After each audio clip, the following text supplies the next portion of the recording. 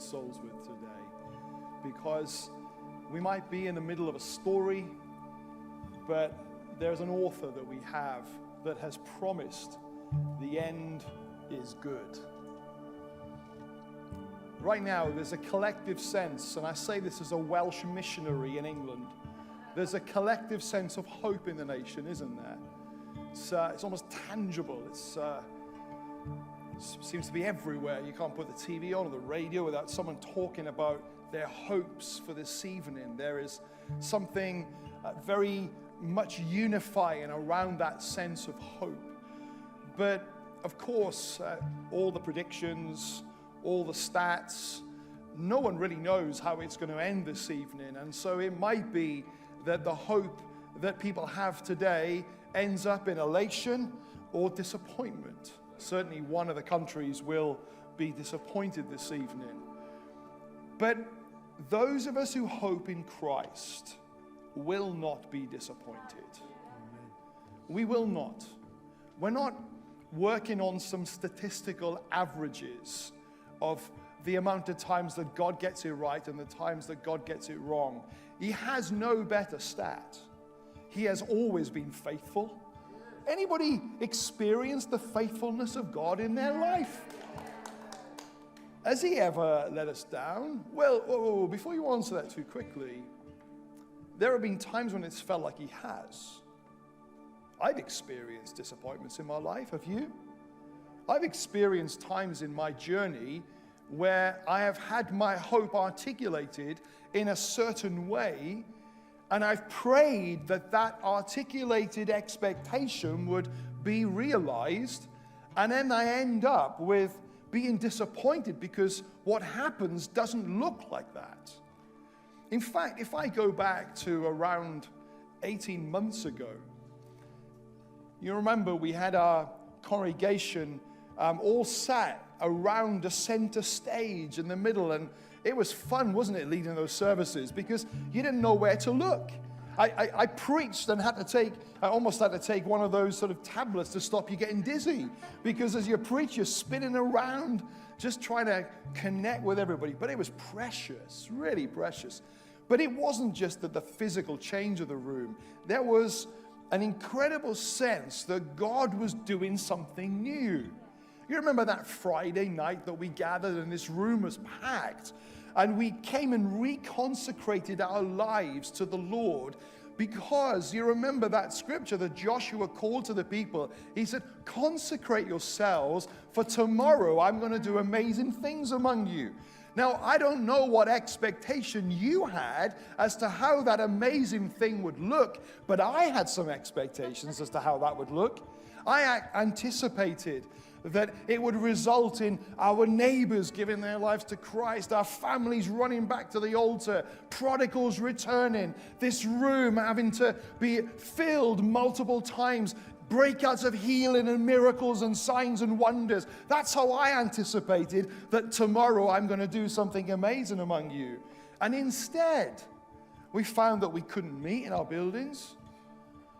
We found that we were isolated and alone. We found that our connection to the family of God felt distant. Some people felt barren in their walk with the Lord. And this didn't look like our expectations. This didn't look like God's doing a new thing. It looked chaotic. It looked unprecedented. And yet, even in the midst of disappointments, when our expectation of what God is going to do doesn't look like we anticipate, God is still faithful. And it's not that he has let us down, it's that the way we articulated our hopes are different to what he's doing. Now that's hardly surprising, because let me read to you a verse in Isaiah 43. And along this theme, it says in verse 19 of Isaiah 43, and by the way, we're not continuing today the series on Get Dressed for Success. We'll continue that again next week, but this is a one-off this week. And it says this, for I am about to do something new. See, I have already begun. Do you not see it? Now, when something new happens, it's unfamiliar, isn't it?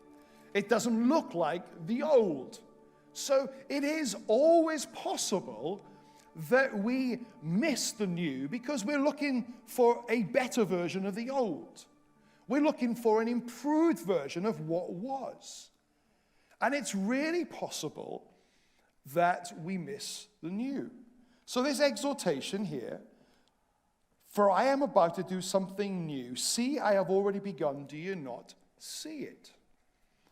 I will make a pathway through the wilderness. Band, I know that you need to go and get ready for the open air, so you go and get stuck in. I know that you're trying to find a moment you can slip off unnoticed, and it isn't going to happen. So, unless you've got wings and you can fly off the stage, but I think that might gather attention as well. But thank you, guys. Let's give them a round of applause, shall we?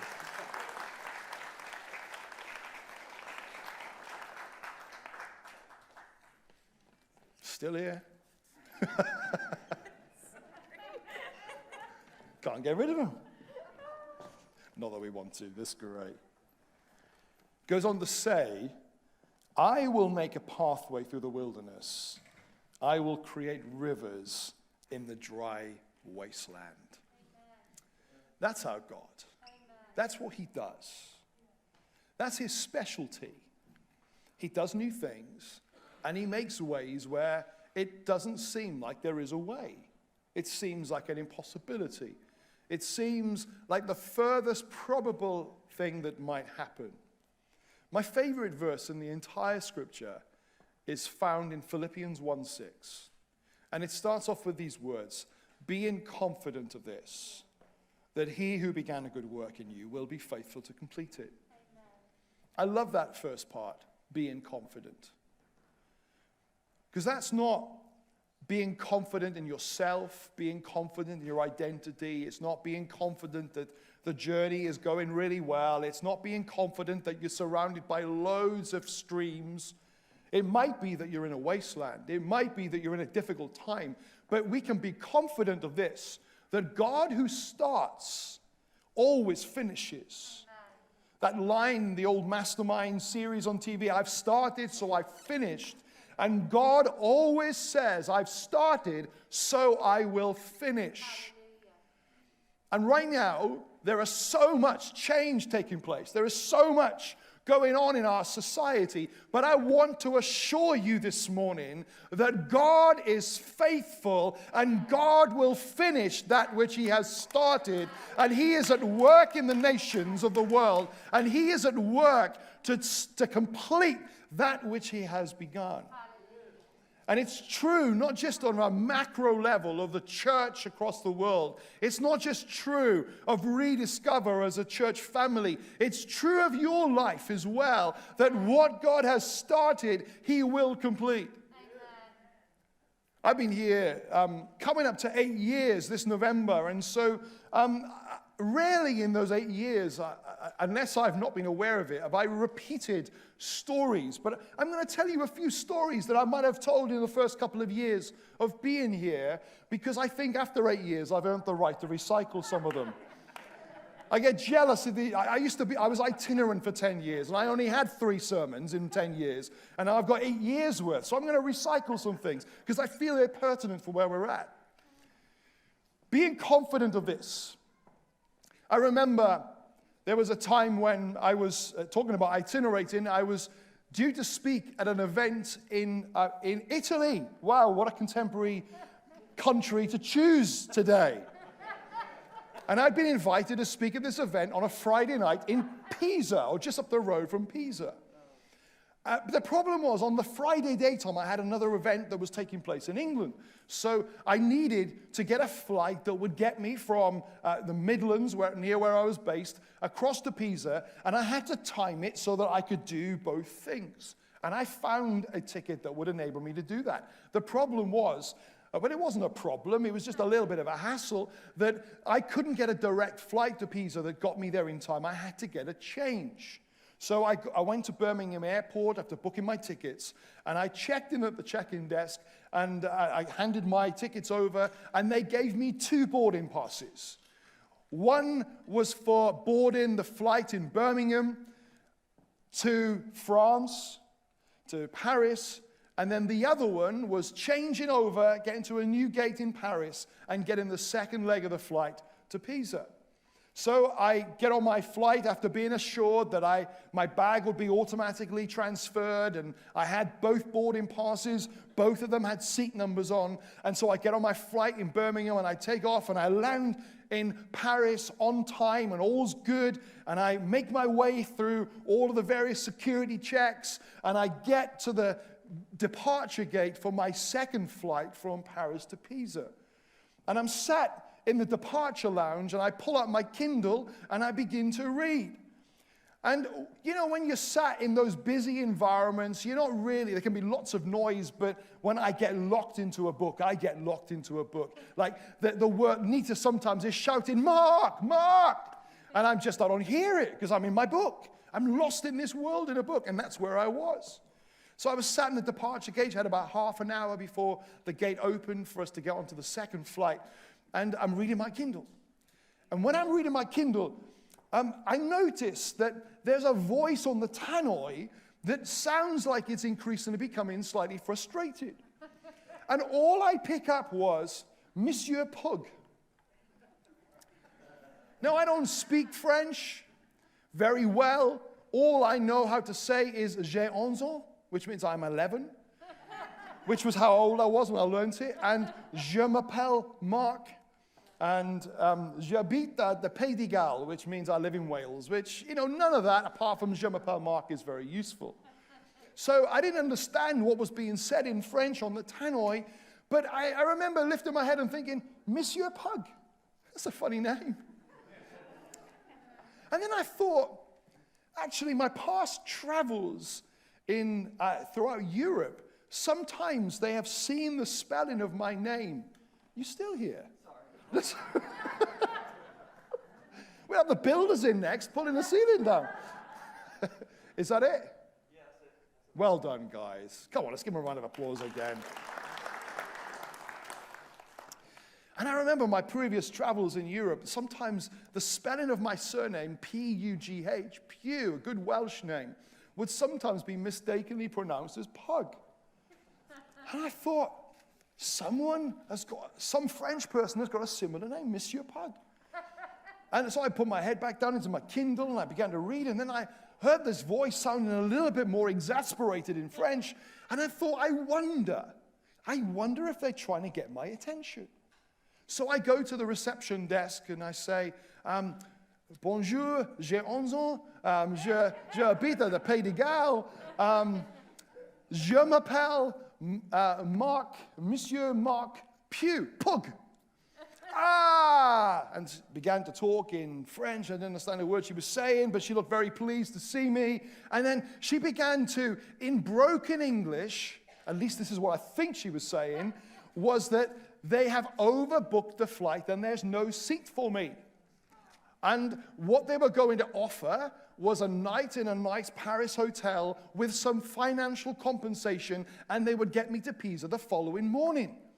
Now, if you're not in a rush, that's quite a nice offer.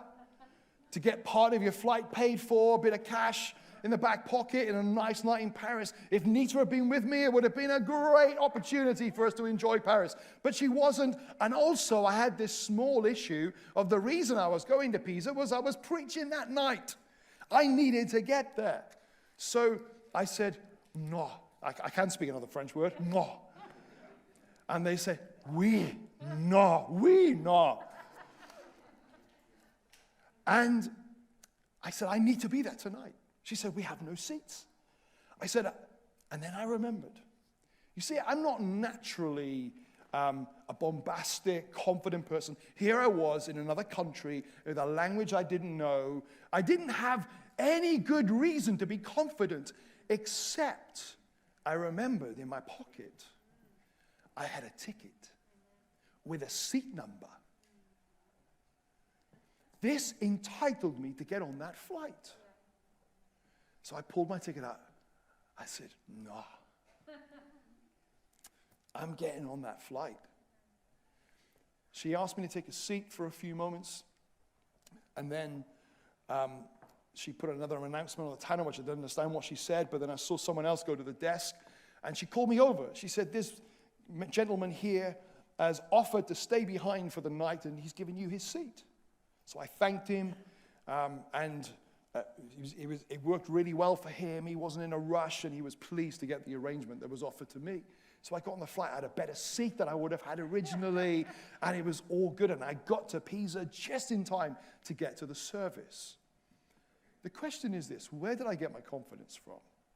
It wasn't me. It wasn't my abilities. It wasn't my experience. It was what I had. Where do you get your confidence from?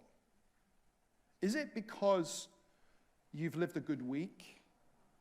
Is it because you're competent? Is it because you've been here before and you know what to do? Or is it because God is faithful, and he who began a good work in you will be faithful to complete it? Amen. Let me tell you, that's what your confidence comes from. It's in him. And see, I am doing a new thing. See, the hope that we have in our hearts is not a hope that is just wishfully hoping that one day we will win. If you've never read all the way through this book, get to the end and you find out it's okay. It's not the same for those who know Jesus as those who don't. And it's that compels us. It's that causes us to want to be hope and light in the world, because it's a good news story if people receive it.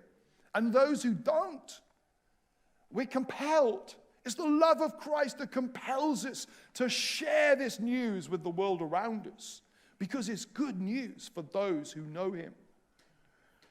And we can be confident because, in fact, even in the most difficult moments in this world, the scripture teaches us that we don't grieve like the world does when we lose someone that we love.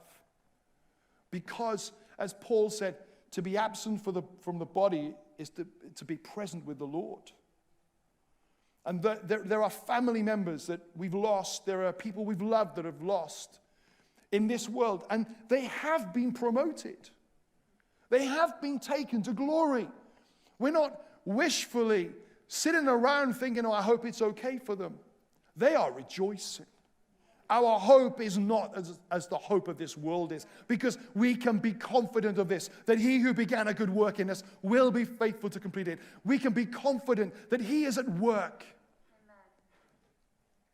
Been reading through the story of Joseph again recently, and you just see the twists and the turns that this man experienced in his life.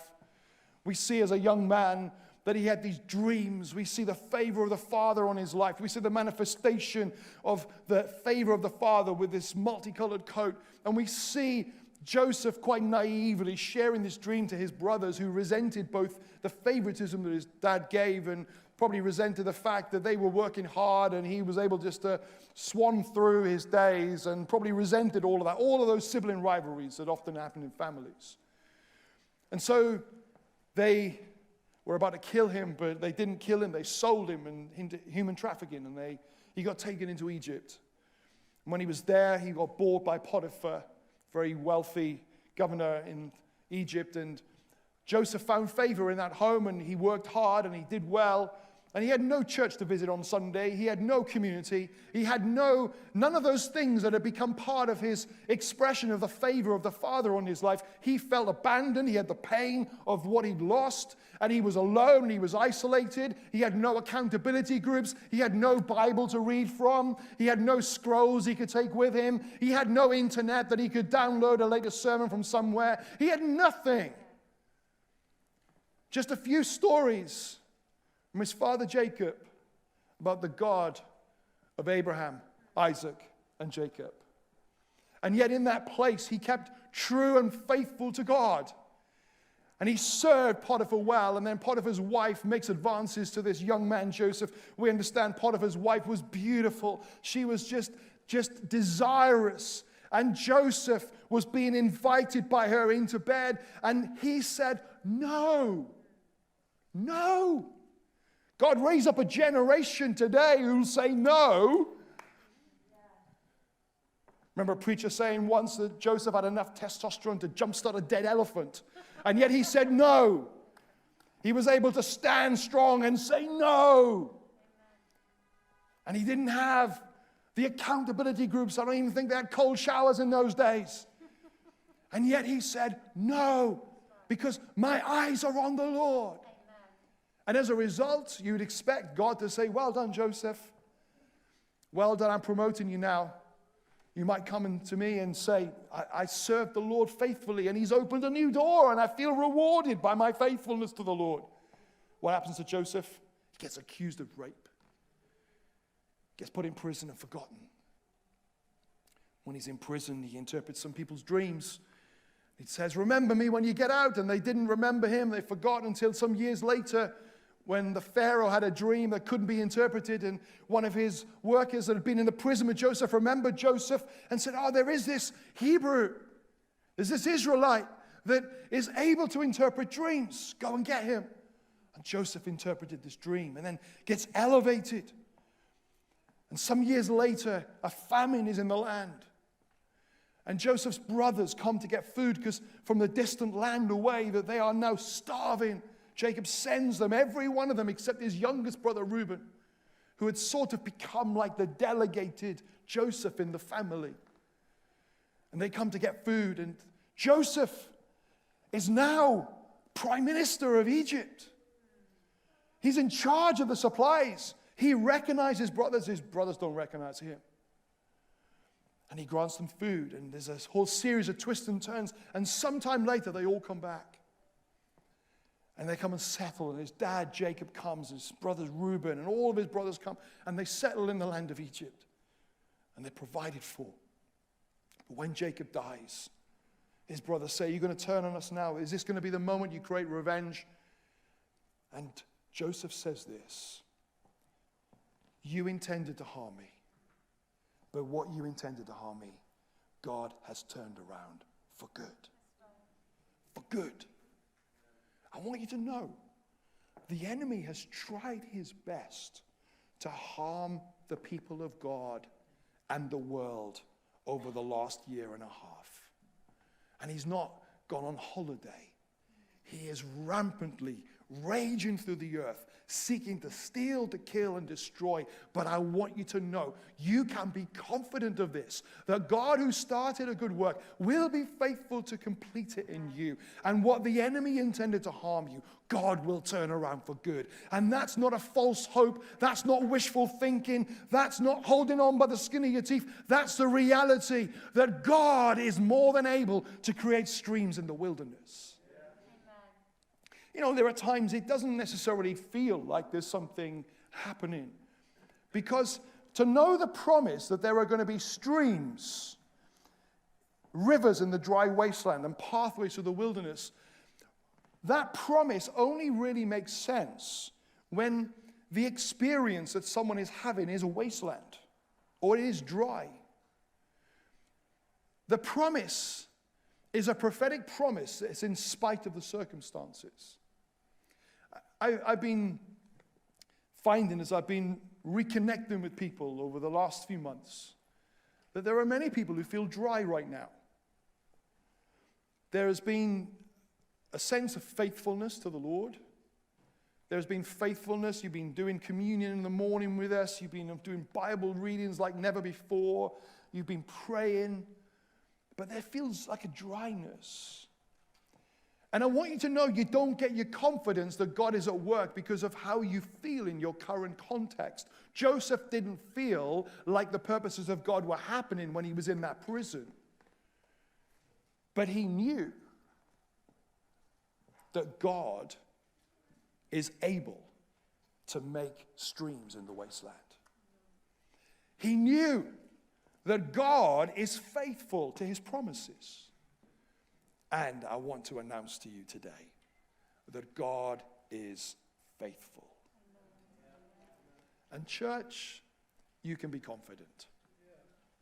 Now, I find that God gives little clues and little signs that there are things taking place behind the scenes. They're often hints. When I was first going out with Nita, I was young. I met her when I was 16. I knew I was going to lose my hair young, and so I needed to, manage to reel her in before that happened. I wasn't shaving properly. I was really young. So cute. Thank you. That feels really manly. Cute. I was cute, apparently. I thought I was being really manly, but I was cute. But I remember the first time I held her hand. And I don't know why it is, but I've always got warm hands. Sometimes they say warm hands, cold heart. I hope that's not true. But my hands always feel like they're pretty warm. But I noticed her hand was really cold. And so it became one of those chat-up lines during our courtship. Gosh, I'm showing my age calling it courtship, aren't I? I remember I'd say, let me warm your hand up for you. And I would take her hand, and my warm hand would take her cold hand and warm it up. And her hands always were cold. But I noticed that when she was expecting our first child, her hand wasn't cold. When she was pregnant, it was hot. And so I thought, that's interesting. Don't understand the science behind that, but she had warm hands, and I couldn't use that chat-up line. But we've been married for years by that point anyway, so don't think I needed that chat-up line any longer. And I noticed that then when a child was born, and her hands went cold again. And then when she was pregnant again, her hands went warm again. And we were celebrating, I think it was our 15th wedding anniversary. And I decided I was going to be really romantic, and I was going to arrange a babysitter for our 2 kids for a weekend. I was going to book a nice hotel in Stratford-upon-Avon, the Shakespeare home. I was going to book into the local Shakespeare theatre, and we were going to watch a performance of Romeo and Juliet. I was going to wine and dine her. We were going to walk along the river in Stratford, and it was going to be the height of romance. And I didn't let on any of this had been arranged. All the babysitter was arranged. And so I surprised her. Babysitters came around, whisked her off in the car. We went to Stratford-upon-Avon. We booked into this beautiful hotel. We dressed up in the night, and we went to the Royal Shakespeare Theatre. And we take our seats in a brilliant view of the stage. And there's lots of hustle and bustle in this busy room. And then the lights go down. And the curtains open. And the actors come onto the stage. And I reach my hand across to hold Nita's. And her hand was hot.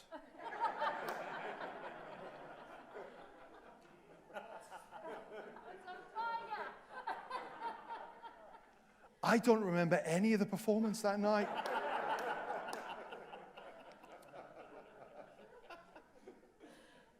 All I could think was pregnant or not pregnant, that's the question.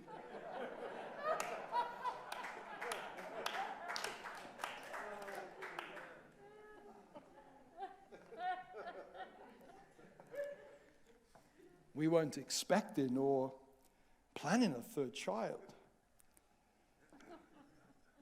So glad that question, pregnant or not pregnant, that's the question. I'm so glad that she was. And we rejoice at the birth of our 3rd child. But there was no other signs that we were aware of. All I had to go on was a warm hand. I found over the years that when God is doing something new, there are little subtle signs that he's up to something. And I see them all around. I believe for the Church of Jesus Christ that will hold the hand of God, that you will find, no matter how dry you feel, no matter how many questions you've got, no matter how many disappointments you're carrying, I believe you will find God's warm hands holding yours as he leads you, as he is able to put over your life a confession. What the enemy is intended for harm, I'm going to turn around for good. Hallelujah. And one final picture. Caterpillars. I imagine Mr. Caterpillar crawling across the earth, chewing away at his little plants and being fairly okay with his lot in life. Multiple legs. Does life get any better than this? In a nice garden with lots of juicy leaves. This is the height of caterpillar living. And maybe he planned a holiday, maybe he planned what this future would look like, maybe he goes to caterpillar gym and he sort of anticipates getting his muscles a bit stronger and all is okay. But then something begins to happen and it's confusing. We know, because we've studied a little bit of science or history, we understand that there's a chrysalis stage. And that chrysalis stage cocoons the caterpillar. I wonder what's going through the mind of the caterpillar at that moment. I would imagine wouldn't it be nice to crawl around again and go back to the leaves? Wouldn't it be nice to have something of my old life back? But you and I know the realities that caterpillar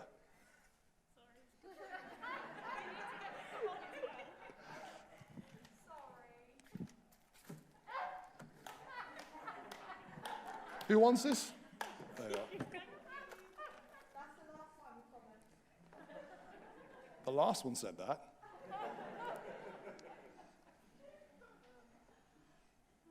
And in that stage of the chrysalis, I imagine there's so many questions going through that caterpillar's mind. And it happens every time God does something new. The Israelites in the wilderness said, we were better off in Egypt. We were better off going back to what was. But we can be confident that God, who has started a good work, will be faithful to complete it. And all we need to be is obedient.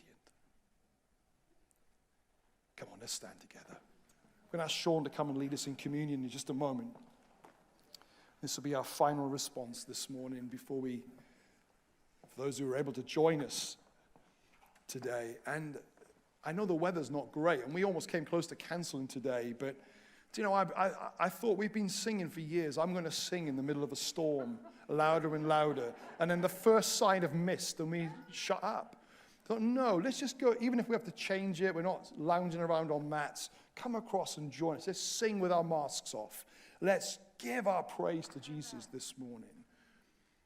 But I want to encourage you. Have you lost hope? And I get it if you have. Because it feels a dry place. It feels a wilderness. It doesn't seem to be a way through. But I assure you, as someone who has seen the way God works over many years, someone who has experienced that, but far more importantly than that, the patterns of the nature of God that I see throughout the scriptures, that he's at work and he's doing a new thing. If you are saying, God, I want to obey you in every season, just let that be your prayer now. And thank him that you can hold on to him.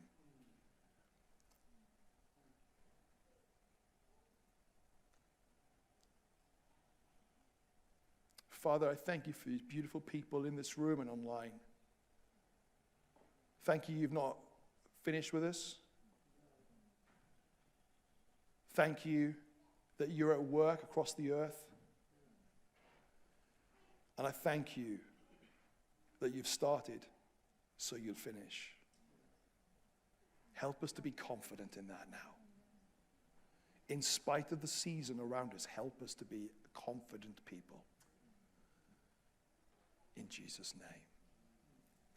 Please feel free to take your seat while Sean leads us in communion.